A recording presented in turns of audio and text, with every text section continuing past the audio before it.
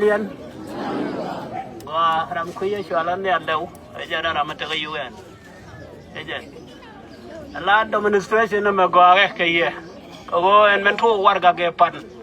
เป็นยูนี่เดี๋ยวบังคับไปอยู่ไว้ก็ว่าก็ได้อยู่ยืนในนี่จานแล้วไปเป็นในได้ยังดัง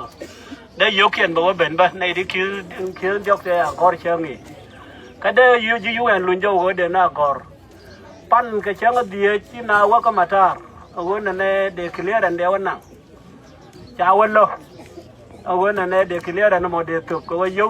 ที่บิลลิอนนี่ด่าเร็วบ้าไอ้ท่านดอร์ด่าเร็วก็อยู่เยอะครบอยู่ต่อก็เขามาทาร์เหมือนทำจ้าอยู่เยอะวันนั้นบางคนเสิร์ฟจ้าอยู่นอนวันนั้นก็เป็นนักการเมืองครบบีอยู่เอ็นบาร์ยังรุ่นนักบาร์ว่าเป็นไหนแต่ละยูรูเลยตะกอกเขียนเดี๋ยวก็ก็มาตารันไม่โดนการละการรู้ละอันนั้นวันนั้นเชี่ยเลยไม่ทอดไงก็จะยิ้มไม่มีเดียติดวันนั้นถ้ามันว่านั้นถึงยังมีอะไรจะชอบกันตะกอกเขียนแต่ว่าชมนักลอนดอนอันเลยไม่โตก็เอาวิจารณ์นั่นแหละอันนั้นเที่ยวไม่ดีนะกันละก่อนเดียวแล้วก่อนนะหรอเที่ยงเนี่ยนะไรบ้างยามไม่ได้เนี่ยบ้กันเขาว่าอย่างนั้นที่ไหนไรเสียงกันเนี่ยเนี่ยจะหน่อยจะกันเจอกันทุเรศนี่ทีวีเนี่ยไรหลวงเนี่ยวันนั้นถ้ามันบอกว่ารันบ้า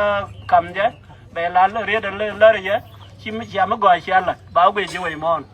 อันนั้นพอละคน